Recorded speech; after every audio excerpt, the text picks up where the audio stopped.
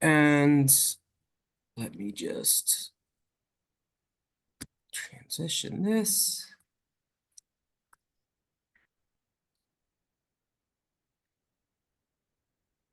Use your pointer. You all on there. Okay, perfect. We are good. I'm just gonna like go through it quietly to myself as I'm counting down till 6. Yeah, sure. Hour's a good time for this though. Honestly, this is like a overview of what we're almost like what we're gonna be doing. Yeah. Which is it's nice for me too to just kind of dip our toes in the water slowly, so to speak. But yeah, you got a nice group together too, much bigger than Yeah.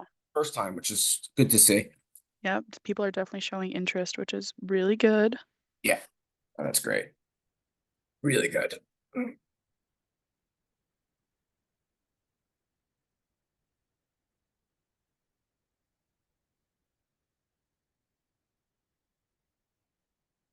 I like to know when doctors are coming because I had done a training for Bergen County in Jersey last year, and I same training you guys got, and it was there was a physician in the audience that didn't like what I had said about treatment of patients during COVID, and like really called me out. Oh dear. Yeah, I mean everything on the screen was cited, and I'm like, okay, I mean it happens. If you said it didn't in your hospital, we'll take that at value, but Right. It's not anything personal. It's I just didn't come up with this. It's right. not me. It was just very like, whoo. But it was good to hear it too. Like, but yeah, so don't want to lock horns with any any of those guys. Hmm.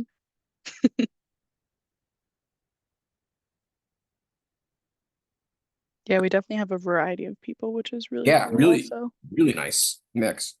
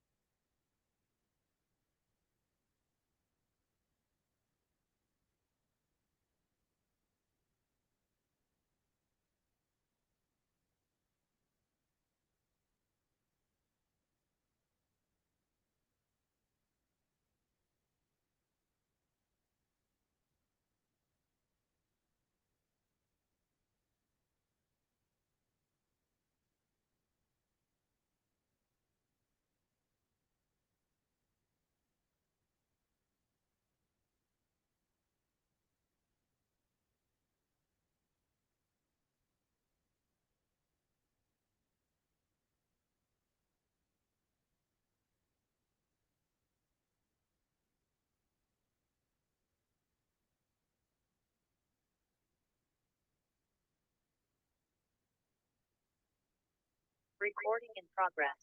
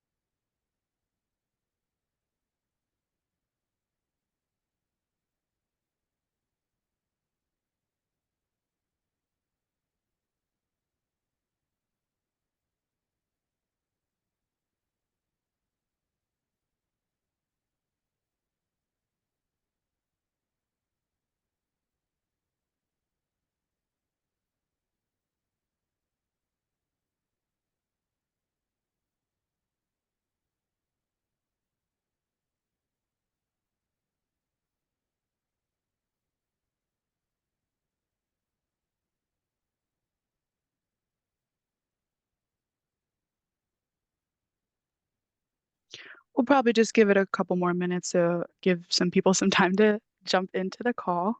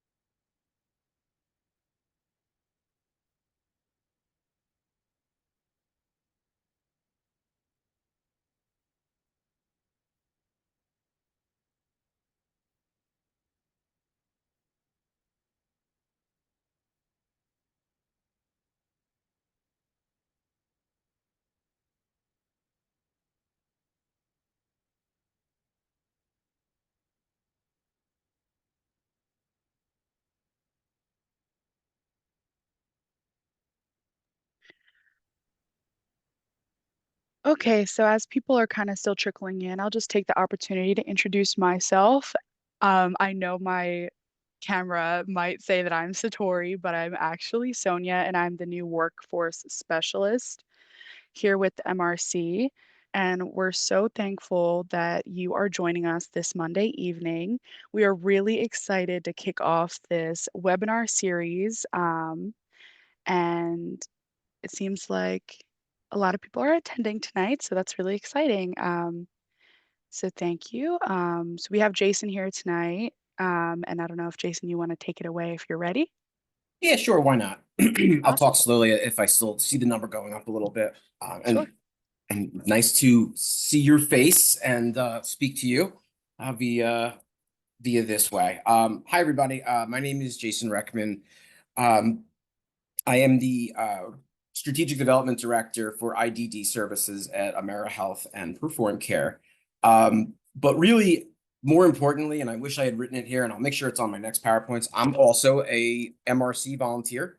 So don't get upset with me that I am a New Jersey volunteer, but I am on the New Jersey side of the Delaware River. But so I start off the training to just let you guys know that all the information I'm going to talk about, I am going to do my best to relate it to the work that you are going to be doing or have done or will do at some point. Um, I just want you to know that I'm also on the leadership committee as of this year for the Monmouth County MRC. If you're not familiar, we're on the east side of New Jersey. We're not really big enough to have an east or a west side. We're more of a north and south state, but nonetheless, very different from your unit. We're more suburban or even rural in this part of New Jersey. Doesn't mean that the disabilities or approach to life or any of those other things are any different based on where you live, generally speaking, but there are definitely some differences I'm going to do my best to point out based on the fact that you are in Philadelphia, which is an older city, one of the oldest in the country, which is very relevant to everything we're going to talk about tonight and for the next 7 sessions of this. So just some acknowledgments. I do work for PerformCare, and they are the partners in this whole thing. Just letting everybody know we are not accepting any money for this. This is something that we're just doing as a no cost way of just trying to improve levels of safety in the community and acceptance and awareness for people with disabilities. Usually I'm talking about developmental disabilities. Tonight is a real bigger overview of all different types of disabilities. So it's important for us to kind of level set with that as the expectation. Tonight is really going to be an overview of each of the categories with a little bit of more detailed information and almost like a teaser for the next couple of things, but we'll definitely have some well worth sticking around for type of discussion tonight.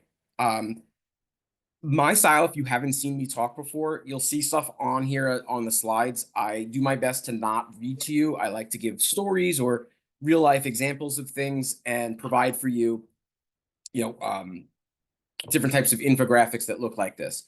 Occasionally, you're going to see stuff that looks like it's misspelled.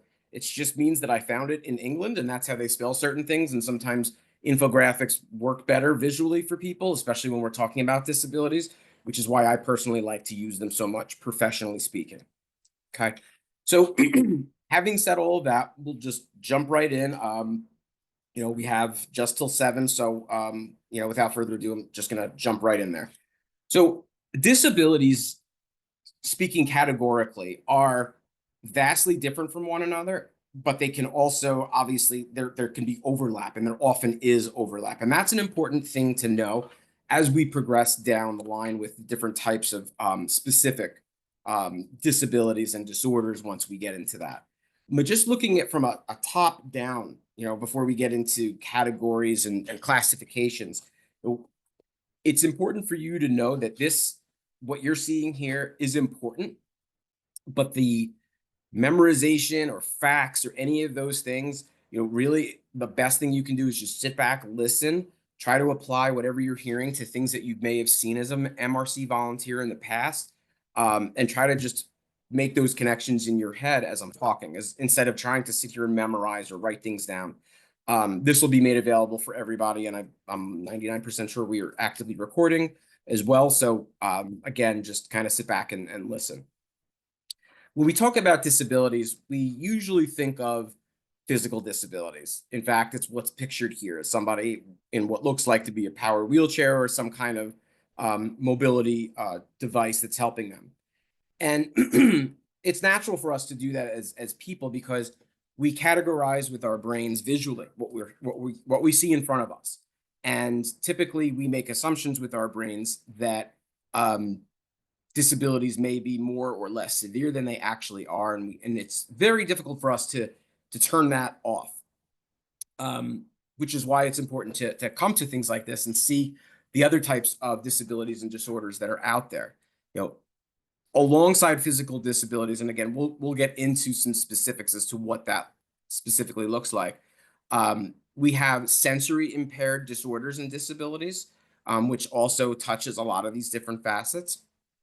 We have developmental disabilities, which we do an entire night on, but we'll talk about those as well tonight. Developmental being, during the developmental period, so before the age of 22. Alongside that, we have different types of learning disabilities, which can fall under developmental disabilities, but are categorized differently for legal reasons pertaining to education and school. Communication disabilities, which a lot of times folks are really impressed by the amount of what can go wrong when it comes to communication because of the different areas of the brain that we'll talk about. With communication disabilities, we'll also have visual disabilities alongside those sensory impairments. And then behavioral, emotional, or mental health disabilities. And then again, remembering that all of these can be in sync with one another. Somebody can have multiple disabilities, multiple disorders, and that's important to remember as we move forward. So defining disability, when we talk about disability, a lot of times the context is so important. You might have somebody walk up to you, when you're talking with them and let you know that they're disabled or they're on disability. Depending on what it is they're saying, those things have different definitions. So this is one of those times where I am actually going to read a bit simply because it's a government definition. So Social Security Administration is what is out there for people to receive benefits from disability. And I'm not going to spend a ton of time on this because it's legal and it's Social Security benefits and it's getting a bit away from the point of this exercise, but nonetheless, it's important to understand some of those concepts. So in order to qualify, you must not be able to engage in any substantially gainful activity. An SGA is how they qualify that. Because of a medically determinable physical or mental disability that is either expected to result in death or it's fatal in the long run, has lasted or is expected to last at least 12 months, and that you cannot perform any substantial gainful activity, something that could be for pay or profit. And they specifically use those two different terms, pay or profit, because of the legalities that go into this type of document.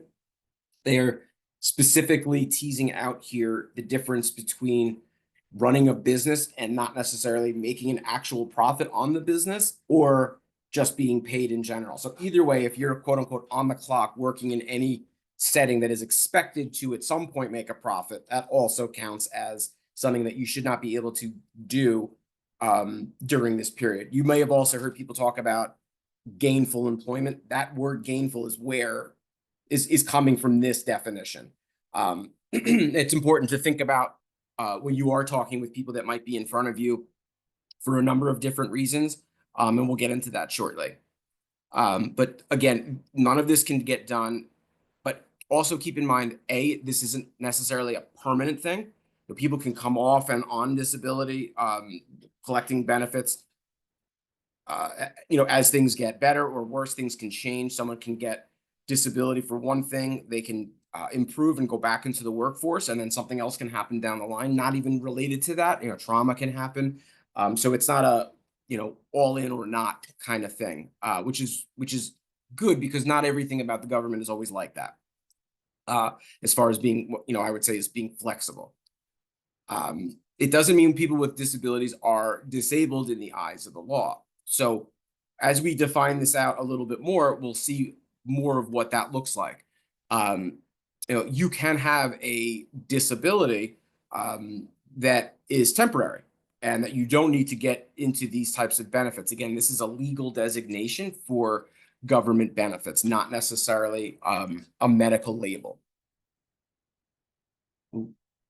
One of the things that's going to be applied in all of the different types of disabilities that we talk about is this bifurcated or two different ways of going or looking at people when it comes to disability. And at the top here, you have awareness versus acceptance. And then a little bit lower than that, you see medical model versus the social model. And over time, society has changed a lot, especially in the last couple of years. I think COVID was a big accelerator for society as a whole, and we started to look at not just disability and those that are disabled, but a lot of things in healthcare and societally speaking as well from this different model. The first one that most people are going to be familiar with, anybody that can hear my voice or you're watching this after the fact, anyone that works in psychology, psychiatry, nursing, EMTs, physicians, we were all probably trained through the medical model. Find out or diagnose or assess or appraise what needs to be quote unquote fixed. What is it that we need to fix in this person that's going to make them less pathologized, less disease, less disorders, and more ability to do certain things, to have that quote unquote gainful employment or ability. Doesn't make this model wrong. It doesn't make it any less than. It's pretty much what 98% of research follows when we're doing this type of thing. And it is a way of figuring out what someone's diagnosis is and the appropriate treatment thereafter. But again, we're talking about what society is pushing for, not necessarily what is or is not right or wrong in healthcare. So then you have the other side is this social model, right? So at first we had this medical model where awareness is something that we're trying to raise. I said it already when we were starting this. We're trying to raise awareness about disabilities in the community for safety reasons, right? To make people healthier, to keep them healthy, to keep them out of dangerous situations. So when we design a program like that, we fixate on what can be fixed, what needs to be fixed. How do we adapt something to allow somebody with a disability to utilize it? And I'm going to use the first example before I talk about the social model. You live in Philadelphia or somewhere really, really close because you're an MRC volunteer for the city of Philadelphia. Because your buildings are so old, there is essentially a lot of times where it is almost impossible, whether it be physically or financially impossible to adapt a building to have certain accessible under the ADA abilities, a ramp, an elevator, a Hoyer lift. A lot of those things are built in modern buildings, but find difficulty in older cities like Philadelphia, whether it's cobblestone streets and people walking or wheeling or using crutches or anything. Things like that can be really difficult. Sideways entrances to offices and buildings, things of that nature. So the medical model, if we were looking at as a city planner, we would turn around and say, okay, we need to fix these doors. We need to fix and add ramps. We need to go and retool some of these things. Keeping that in your mind, the social model says, no, we need to kind of start over. So if we were building a fresh city, what would it look like in that the entire city would be accessible universally to everybody? Accessible to somebody that has anything that's on this list, right? That uses adaptive equipment, requires physical assistance. So the social model says, we don't need to change the person. We're going to change everything that's around the person. And given a lot of what's gone on in the world the last couple of years, again, we see extremes on the medical model and the social model, and that they're almost like they're being driven farther apart. And we'll get into some real specific examples of that when we do autism, which I think is in 2 weeks, where we'll talk about especially being that it's Autism Acceptance Month, no longer Awareness Month. I'll talk about why that is during that in detail. But essentially, if you remember a few years ago, you used to hear during this month, it was about lighting it up blue. That was something that came from Autism Speaks, which is a large nonprofit organization that had set out as their mission years ago to cure autism. Now, looking under the medical model, that's exactly what you would want as your plan to do, is to fix, cure, or assist with somebody that has or is on the autism spectrum. But if you now shift forward to today and you look at it through the eyes of somebody that has autism, whether or not they are able to verbalize their needs, whether or not they're able to work, forgetting all of that, if they're on the spectrum, anywhere on it, think about what that tells you, that you need to be fixed completely.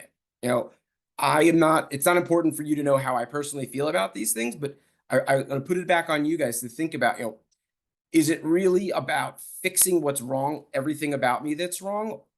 Or does there need to be some type of middle ground? And that's something that's going to be a theme that we talk about through all of these different conversations. Again, the social model gives us these very good examples, and I should read through them really quickly. Somebody that is under the medical model can't go to the movies because they are hard of hearing or deaf. The medical model would approach that they simply can't go.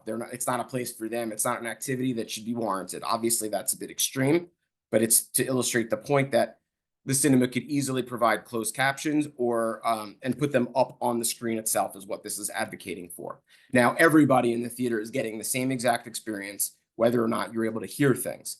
So some people on the other side may say, well, I don't want closed captions. And that is where we start to have some type of debate about what society versus the fixed aspects should be. Can't go to a cafe by themselves because they are blind, as opposed to the cafe hasn't provided a braille or electronic menu. So little things like that. Taking the Philadelphia as a city as a whole is obviously a lot more of an extreme, but again, to illustrate. Talking about, again, the medical terms, again, getting away from Social Security Administration and what the government is deeming is defined.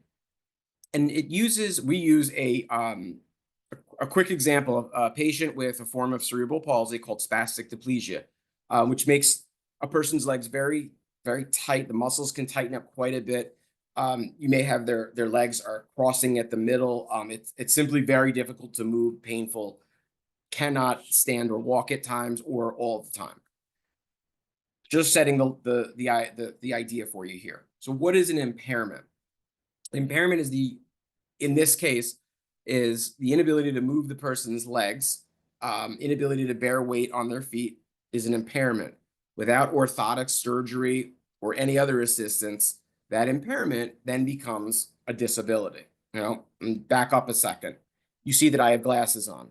Doesn't mean I have a disability, because I'm able to read and negotiate the world around me.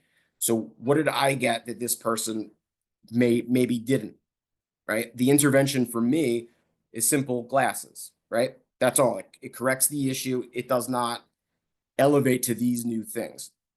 Disability is the inability to walk is the disability. The level of disability can be improved with physical therapy or special equipment, but it will not be cured. It is a permanent or a 12-month or longer thing that's expected to be potentially lifelong.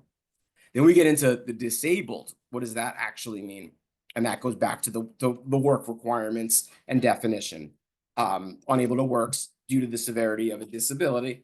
Again, government classification, not a medical diagnosis. You need a physician to provide documentation of the disability when you're applying for that, but it is not rendered by a medical diagnosis. It's part of the process.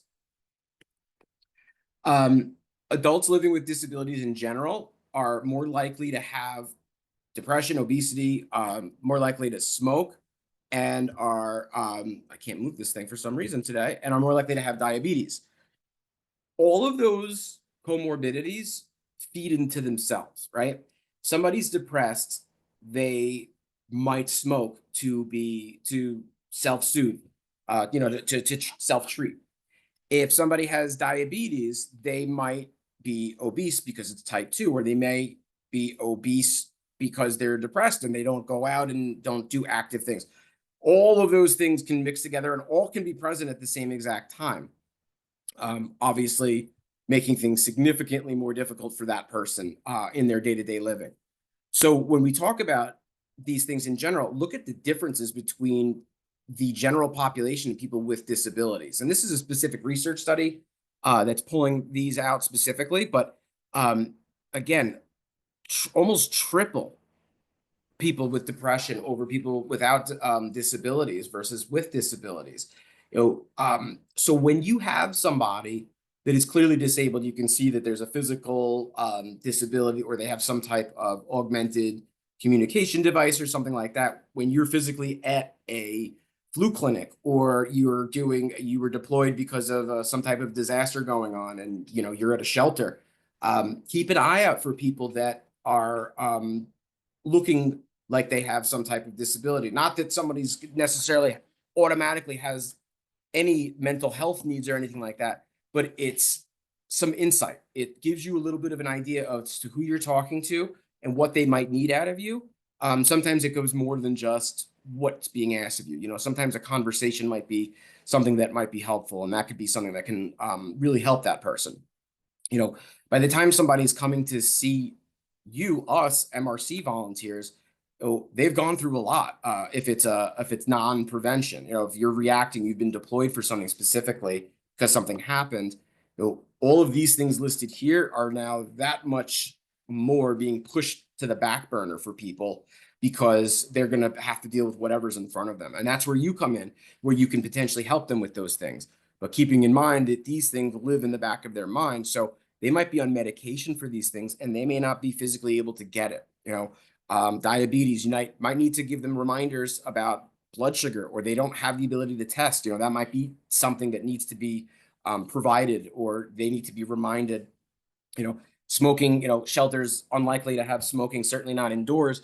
But if somebody can't get their hands on a cigarette and they are under a lot of pressure, that can also lead to agitation, which can obviously put a damper on whatever's going on with everybody else that's there as well. So preventing issues down the line by being prepared ahead. This is disability prevalence, but by actual, ability, as opposed to a label. And I wanted you to see this again so you have a good idea as to the mix of who's going to be in front of you.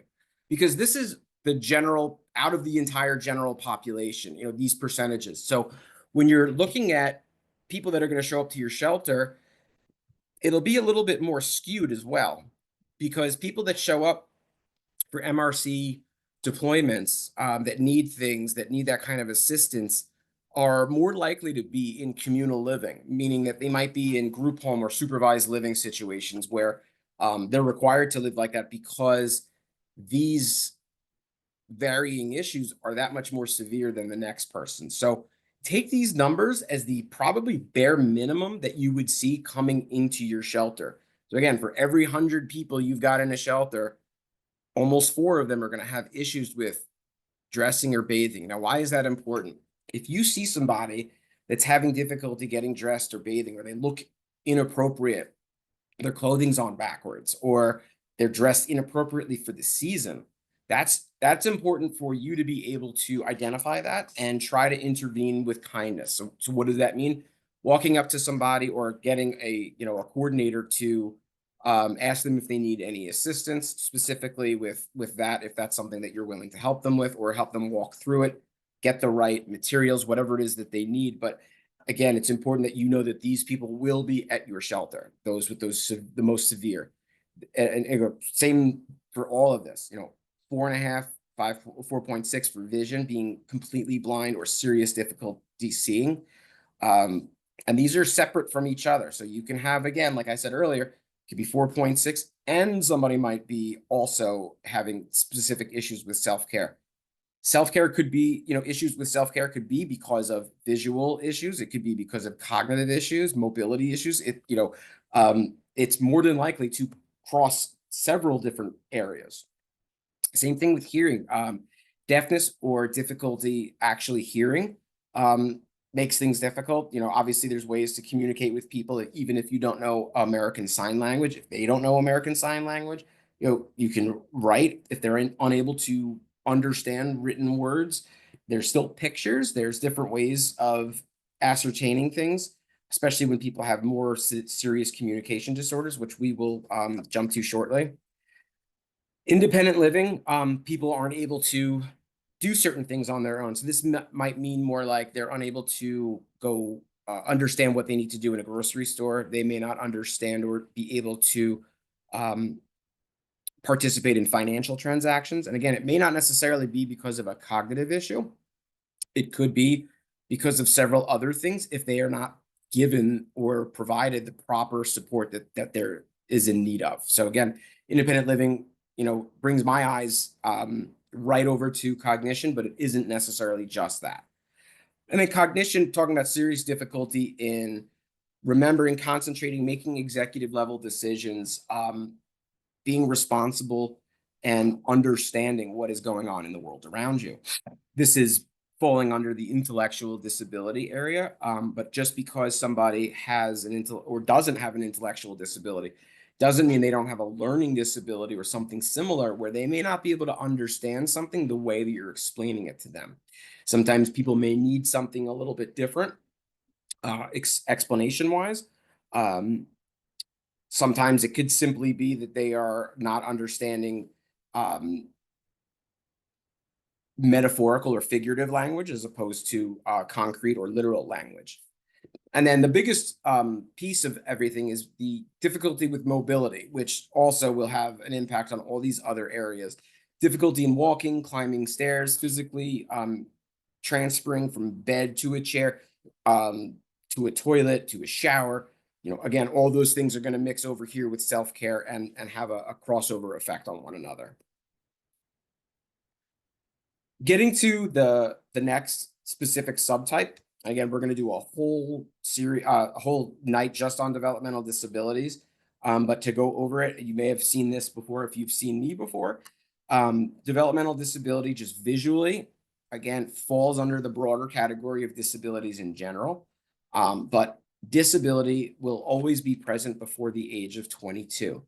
By definition, a developmental disability is a disability rather that occurs or presents its symptomology during the developmental period, which is from conception essentially all the way to and including the 22nd, right up to the 22nd birthday. It does include autism, but it does not equal an intellectual disability. I like to say that as often and as much as I possibly can, because there's a lot of old thinking, a lot of old research that's around that says that autism essentially is positively correlated with intellectual disability or cognitive disability, as it was referred to previously. But that isn't necessarily always true. And we'll go over those slides specifically in 2 weeks when we talk about autism. But it's basically, spoiler alert, it's actually the inverse relationship we've been finding about people with autism or people that are on the autism spectrum, that in fact, we are finding a lot more average or above average IQs. We're just getting better at figuring out how to communicate the way that we're supposed to be with people that may have autism. So that can make getting the appropriate test available for a person to get an appropriate diagnosis. And sometimes we're seeing that it was a communication issue and that the person does have the intellect, and that it's, like I said, it's purely an intellectual or neurological issue. But in the grand classification of things, we will go over that, I promise, in grave detail. We'll talk about how most recently, and this might be something you're thinking of as I'm talking, we've seen a huge spike in the prevalence or the amount of autism diagnoses in the world, and especially in the country, and especially in our area, Philadelphia, New Jersey. They may as well be, in the same state demographically speaking. That number is continuously shooting up very high. But there's also a lot of people that are now becoming diagnosed with ASD as adults. And that is playing a role in our prevalence numbers being changed, our IQ averages being changed, abilities, all of that. Previous to 2013, there were no different levels of autism. There wasn't a spectrum. You either had it or you had a different named disorder that may have been quote unquote lesser severe or needed to address less needs. Now we're seeing that all those folks are under the same diagnosis. So that could be a reason why the prevalence is going up, or we're diagnosing it more because it's more common in the world around us. We don't know, and we'll talk more about that when we go over it. I kind of wanted to just, for those of you that may not be there, that's where that's going. Defining intellectual disability, again, these definitions are the least important for being an MRC volunteer. I know it's important in the real world, but it's just for MRC purposes. We're obviously not providing IQ tests, nor would we know what anyone's IQ is, but it's good to know what's going into some of these disorders so that you know why they're in front of you in the first place. So intellectual disability, which is a subtype of developmental disabilities, right, keeping the hierarchy of things in mind, is diagnosed when everything that I'm about to say is present. Number one, they're under the age of 22. Number two, they have an IQ that is under 70. And the person has significant impairments when it comes to adaptive functioning. I will explain what that means in a second. But those three things come together to form the diagnosis of intellectual developmental disability. When we get into the specifics of how we come up with this diagnosis, we'll talk about testing. But again, just a little bit about the IQ. Anyone that's worked in disabilities, specifically developmental disabilities, might be thinking, how do you, give an IQ test to somebody that might be 2 or 3 years old, or to somebody that may not be able to verbally speak or read? There are different types of IQ tests. Some are better than others, statistically speaking, but they're all psychometrically valid and reliable. And they are used for part of the diagnosis. Previous, again, to 2013, this diagnosis was different also. It was essentially more focused on the IQ than any of the adaptive functioning. Adaptive functioning are these things here listed on the right side. So when we're talking about adaptive functioning or levels of need, we're talking about a person's ability to understand economics. And I don't mean the economy. I mean getting change or giving change at a job, or understanding writing a check connects to a bank account. Money is a very intangible concept. There's a lot of people out there that have a difficult understanding of the economy in general. So it's not a surprise to see that as something, because economics is such an important thing to being independent. So that's something that we would see. And all of these things are normed according to other people that are the same age as them. So anytime we're talking about economic fluency, if we're talking about a 5-year-old, we're talking about the basic understanding of counting. We're obviously not expecting them to understand what a check is at that age, but we know these things will probably go somewhere. So that's one aspect. Learning or cognition, again, we test that through an IQ test in school. We can test that through different types of appraisals or assessments. Everybody's kids get these testing. If you're in any type of public school, if you have an IEP, you get more specific, individualized education plan. If you have a diagnosis like a developmental disability, that's something that you would get that would then provide ongoing testing and treatment in the school setting. Communication. You'll see we have a whole conversation about communication disorders in and of itself. Is the person able to speak verbally, and not just speak verbally, but let their needs and wants known? Are they able to understand spoken language? That's a back and forth. And then there's a third type of communication called pragmatic, which is something I'll get into shortly, but basically colloquialisms or figurative language. Are they able to understand that? Self-care is self-explanatory. Motor functioning. A lot of developmental disabilities have comorbidities with physical difficulties because the physical structures of the body may not have developed the way that they're supposed to according to normalized grown adults. And then executive functioning or self-direction. This is a concept that's a bit more intangible, but essentially it means, is the person able to make good decisions for themselves? Are they able to understand things like environmental, community, and home dangers? Living in a home or in the environment could be a dangerous place. Philadelphia, do they know to wait for a bus? Do they know which bus to get on correctly? Are they able to navigate the streets without becoming victimized very easily? Again, for all of these different facets, there are different adaptive tests that exist that allow us to actually provide a quantifiable number compared to other people of the same age. And we're able to really tune down into what a person's abilities all over the place really look like. And it's something that's been done for a while, but again, we're getting better at our ability to really focus on those needs and seeing them from different perspectives. Aside from intellectual disability, there are a whole host of developmental disabilities that, again, we will talk about at some point, but these are just a showing of some of them.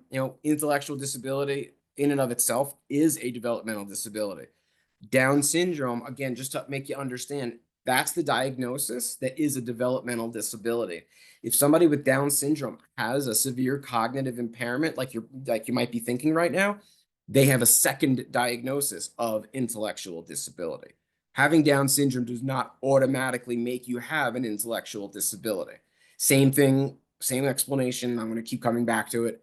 Autism spectrum disorder. There are people out there that are off the charts on the opposite side, being something called twice exceptional, which is when you have a diagnosis of autism and you have an IQ that's on the complete opposite side, where you're on superior or gifted. That is another term you might have heard about.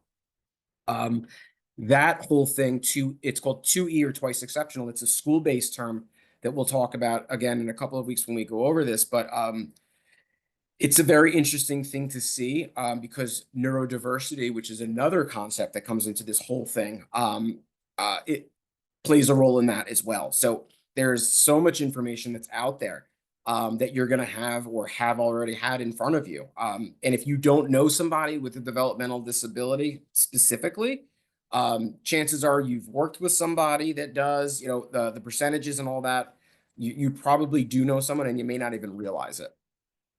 Moving on to physical disabilities, these are disabilities that are, caused by, disabilities that are manifest in physical symptoms. So inability to ambulate or to walk, inability to use your trunk muscles, anything that's physically disabling a person from physically being able to do a certain task. So, it's possible somebody is born without certain appendages, or there's a trauma that causes that to happen. I know it's a little difficult to see here, but it talks about, things like gunshot wounds, sports related injuries, military, physical violence, things of that nature, physical trauma. There's also strokes, seizures, and tumors that can happen in the brain. Infections, hypoxia and anoxia, which is a lack of oxygen or no oxygen at all to the brain, that will suffocate it and cause permanent damage. Because once there's damage done in the brain, it's next to impossible to bring it back. We have some conceptualization of something called neuroplasticity that allows our brains to adapt to some degree when we do have a trauma or some type of disability. But to get back to original ability is not going to happen.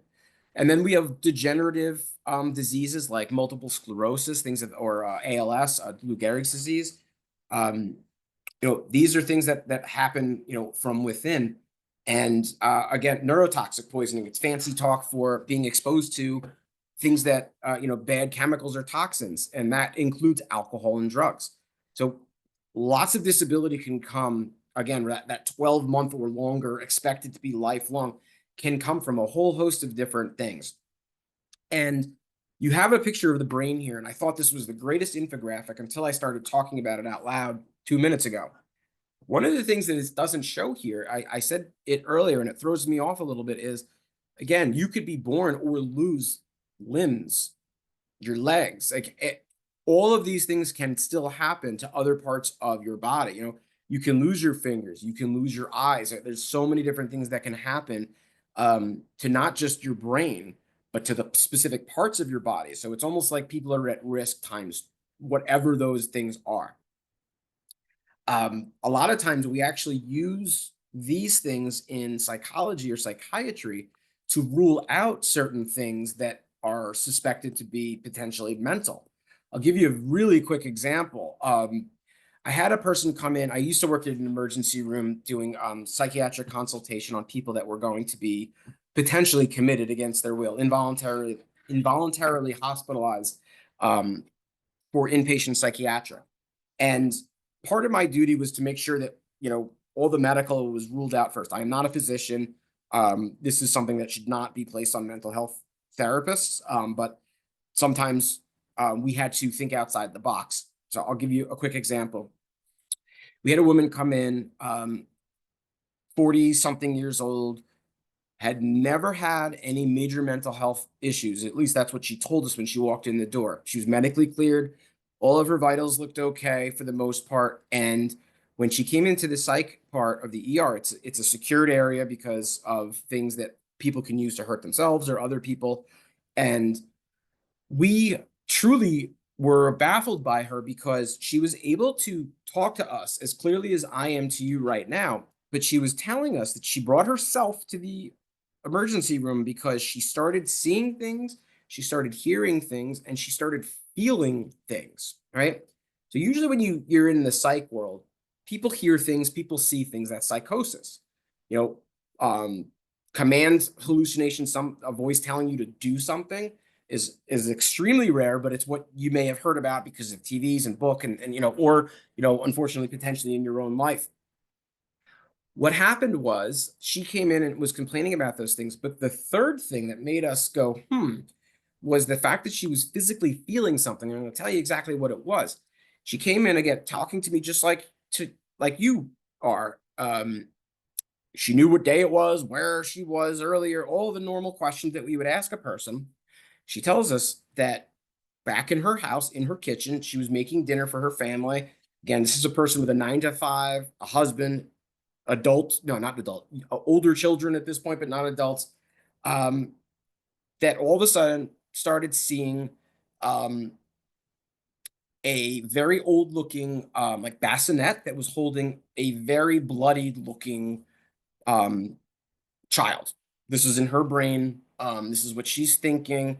So she says like she had to leave the room because it was really scary. And then she started hearing whispers and telling her to go back into the room, like really specific stuff. Again, really, really vivid.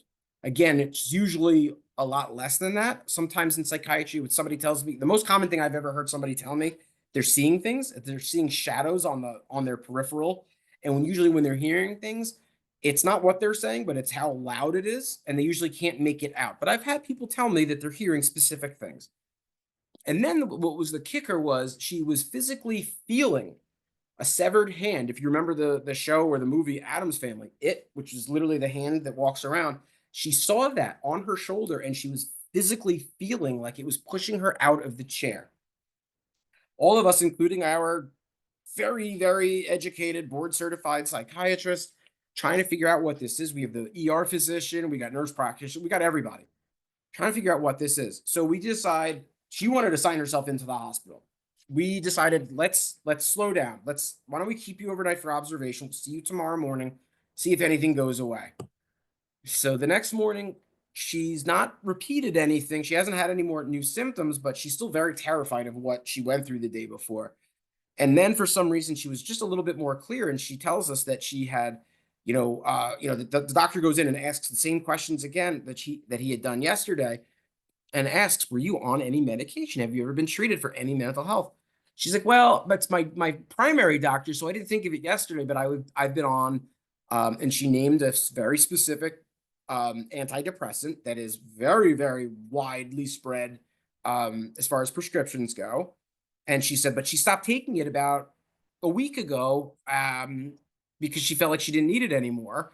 And basically, that's what caused all of these symptoms. But she was actually having a withdrawal effect to a very strong, very good medication, but specifically tells you never to stop abruptly taking something, which could cause a seizure. It could cause all sorts of different issues with her vitals, which for some reason it didn't. All of that to say, we had to rule out medical before this person was going to now have a psychiatry part of her health care, probably for the rest of her life, because sometimes that follows you. And that's not always a good thing. And she worked for a government agency that probably would have, this is years ago, but back then, even still, would have been very interested about her having a stay at a psychiatric hospital. That could have really ruined and changed her life. But knowing about these different things that can affect it and specifically paying attention to that one symptom that she said is how we were able to help her. So these physical things are really important to pay attention to. And I know I think there's might be some EMTs, doctors, nurses on this call. You've probably experienced stuff like that before as well. So, more power to you. Again, just for visual purposes, I wanted you to see, we talk about visual disabilities. It is such a complicated part of the human experience, visualization. Anyone that's ever looked at an ophthalmology book will realize just how complicated the brain is when it comes to our optic abilities. With the human body, like I said earlier, with physical disabilities, there are so many things that can go wrong, right? You could be born without a limb or some fingers. There's so many different things that can go wrong. But when you get down to the neurological aspects and differences between our senses, disability is at another level. This is a side view of your eye, and it just shows you, not going to go into all the different things, but just shows you all the different aspects that physically sit on the outside of your body that can be affected by the environment around you, right? Like this morning, my 11-year-old woke up with a crusty eye. I know we've got some conjunctiva issues going on. She was at gymnastics yesterday. She could have touched anything. So now we get to play the public health game of figuring out where we're getting this from. But nonetheless, if we go and don't treat that, or we assume it's something else, that can cause some major issues and can be permanently damaging to the optic nerve. Coming back from this optic nerve that you see back here, this is now a top-down view looking down at the top of your brain, and you see just how much innervation, or how much everything is mixed together in the physical. This is now your brain back here, right? When you look at your head, all of your visual areas are back here, and they cross over from one side to the other here. It's a part of your brain called the optic chiasm. And again, a lot of things that can go wrong. Think of these different pathways, like the Pennsylvania Turnpike. Think about how often there's issues, right? Think about all these different pathways, how often there could be an issue, whether it's because you got something in your eye, or because you have a blood pressure issue, or because you have cerebral palsy and there's something else that's not connected to that definitively going on. So there are a lot of different levels of visual disability and lots of different types of issues that can go on within visual disabilities that we'll get into more detail about at another time. Just looking ahead. Okay, I think we're doing all right.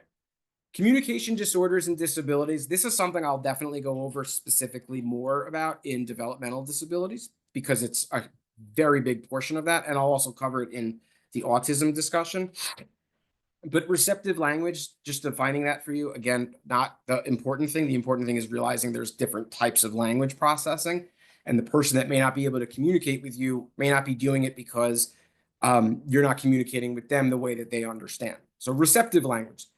You are using the part of your brain that is responsible for receptive language as I am speaking to you, because you are listening and receiving that language. You are processing that language, again, back in your brain.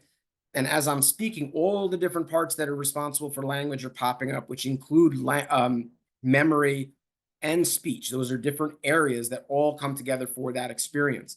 Expressive language is what I'm utilizing right now as I'm speaking to you. I'm using different physical structures in my mouth and my throat to actually be able to articulate sound to you. I'm also utilizing parts of my brain that remember what language to speak in if I speak more than one. I'm also utilizing parts of my brain that are remembering that I have 11 minutes left to talk to you. So all of those things are involved in that type. Then there's pragmatic or social language. If I were to say to the bulk of you, go birds, I would bet most of you know what that is. whether or not you're a football fan because you live or work in Philadelphia, right? If I were to go say that in Texas at a day program with people with communication disorders, nobody's going to know what it is I'm talking about. That type of figurative, metaphorical language where you're not speaking in concrete terms can be extremely problematic for people that have pragmatic language disorder. There's lots of different names for different disorders, but generally speaking, that can be really difficult for a person. A lot of times people with autism may not understand pragmatic language because a lot of what their brains process is in more literal language as opposed to figurative language. So again, if you're working in an MRC setting and somebody's not appearing to be understanding what it is you're saying, take a second to think about maybe I should try explaining something in a little bit differently. You know, I myself professionally, when I'm talking to people, I speak in metaphors a lot. Working in the space of developmental disabilities, I have to consciously remember a lot not to do that because it could be very difficult to do. Thank you, Zach, for understanding what I meant when I said go birds. Thank you. I appreciate that. Moving down that line, we also have sensory processing or integration. That's what I was saying before. I am talking to you. You're listening to me. I am looking out the window. I'm hearing my dog barking as I'm trying to finish up this training. All those different things are allowing me to continue this conversation while keeping an eye on things and ignoring the other senses that are coming in as I'm talking to you and staying on track. There could also be physical structures. Like I said, as I'm talking, I'm utilizing the vocal cords. I can speak louder if I want to, but it's not appropriate for this audience, right? Hopefully I didn't just scare awake anybody. But I do that because it's something that I can consciously change. If I don't have the physical structures to do that, it's gone. Very quick personal story. I've had multiple neck surgeries over the last couple of years. I had some really severe neck issues. All is well now for the most part. The reason I bring that up in this situation to talk about this, one of the surgeries, actually, if you ever meet me in person, goes through here, which, you know, hopefully it's not too much for anybody on the call. But by going through here, you can access the cervical spine. When they do that, they rub right up against the vocal cords. Long story short, I used to play in a band playing the drums, and every now and then I would sing. A couple of weeks after the surgery, I feel like I'm healed and I go to sing for the first time. I can't get to high notes and the higher notes that I used to. My voice has permanently been changed because of those surgeries. Physical structural differences. If I was a professional singer, my career's over, right? So even little changes for somebody like me could be a huge change for somebody else. Prevalence of mental illness. We are going to do a whole night on mental illness. So I'm just going to say that it affects all facets of disability. It affects everybody on the planet at some time for the most part. These percentages are only referring to the adult population. When we throw children in it, unfortunately, the number goes up, not down, especially when we look at some of these eating disorders that are over here that are surrounding schizophrenia. Hidden disabilities. This was something that I really wanted to get to tonight because I don't have an exclusive area for it that I remember. And I want you to focus on the right side, not all this left side stuff, but the how I look versus how I feel. This is a testament to what you'll have in front of you at an MRC deployment, wherever that is, however that looks, right? It's a shelter, it's a hospital, it's whatever it is you guys do to approach these, disaster situations. How I look, I'm going to use myself again as an example. I just told you on the previous slide that I've had some major neck issues in my life. And as I'm sitting here talking to you, I probably look excited, passionate, focused. I'm throwing out smiles. I look comfortable. Every now and then, you're probably noticing that I'm moving a little bit. As I'm talking to you, and again, this is not me saying I am disabled or have disability or anything like that. This is me using myself as a metaphor for you to understand all of this in a real world situation. As I'm talking to you, because of those neck issues that I've had, they didn't just go away. They fixed most of the issues, but some of those issues are still there. So on the other side of this, as I'm talking to you, these fingers all the way up to my elbow are completely numb. I feel, as I'm talking to you, like somebody is stabbing me in the left shoulder. This is what happens if I sit in the same spot for more than like 40 minutes or so. So if I was sitting here at a shelter with you and you gave me a folding chair to sit in.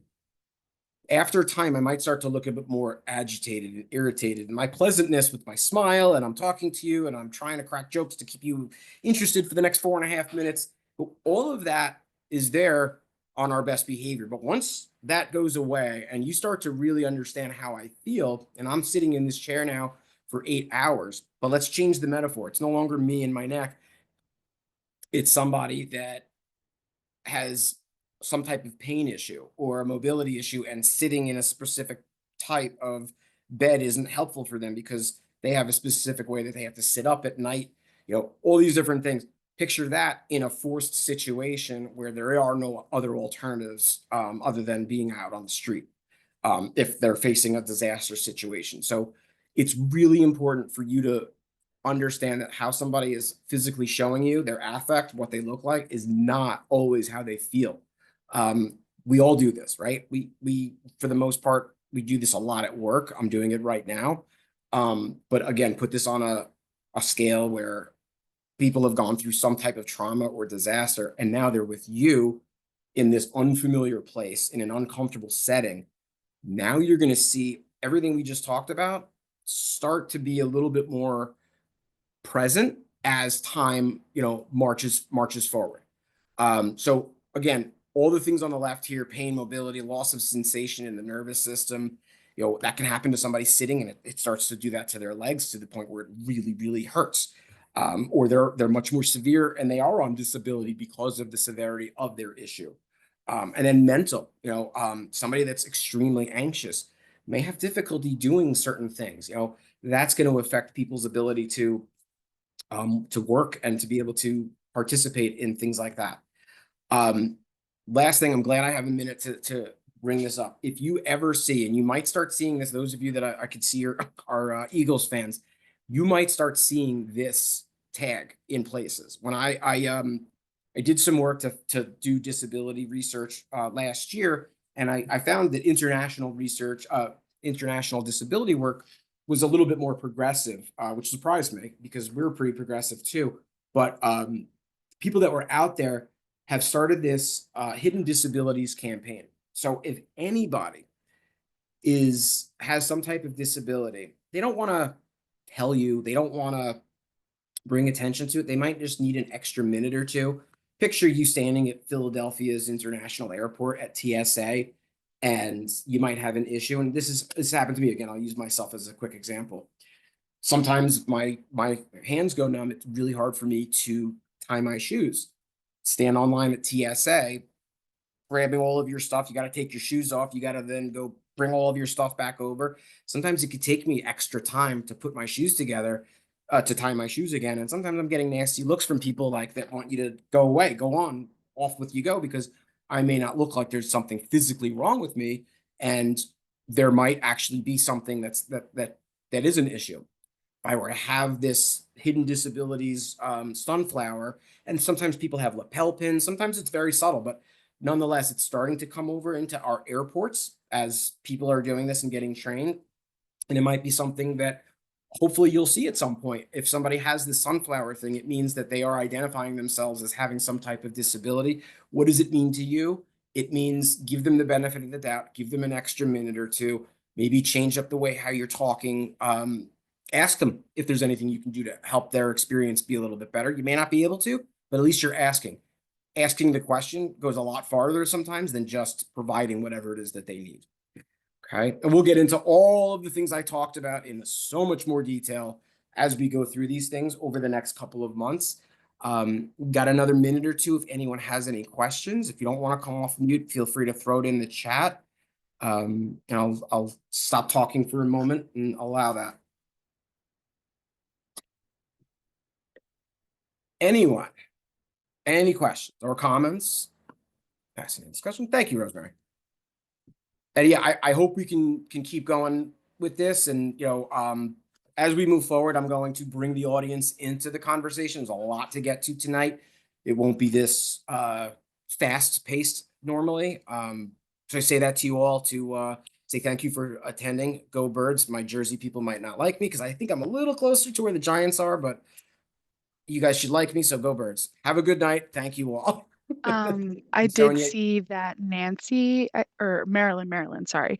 Did you raise your hand? Did you want to, I'm going to allow you to talk if you'd like. Um, we have a couple hands up. So Marilyn, do you oh, want to okay, go great. first? Let's see if we can ask to unmute. Let's see. Hello, Hi, we can hear Hi. you. it's Marlon. I wanted to know how you go about getting the sunflower um, thing for someone that we know that Yeah. may sometimes. I believe it's sunflowercampaign.com. Honestly, you could just Google it, sunflower campaign, it'll pop up. They actually have a really cool interactive map that allows you to look where the person might be. Gotcha. It might be where the person's coming from or going to, so you can actually see which airports are already trained. When I say that, I mean everybody should be trained. So like the TSA should have gone through that training, things like that. And it might make for a more pleasant experience. It might not. You'll never know. But yeah, I believe you just go to their website and you can find that information there. And we see that was Christina's question too. So Yeah. thank you for the great question. Once again, thank you all so much for joining and giving us your time this Monday night. Just a reminder, the next training will be Monday, April 21st. And that is, like Jason said, the autism spectrum disorder, where we're going to go more in depth on that topic. So I hope everyone has a great night. Once again, I'm Sonia. It's so great to finally have my face out there for you guys to see. All right. Well, be safe, everyone. Have a great night. Okay. Take care, everyone. Thank you. Thanks. Bye bye.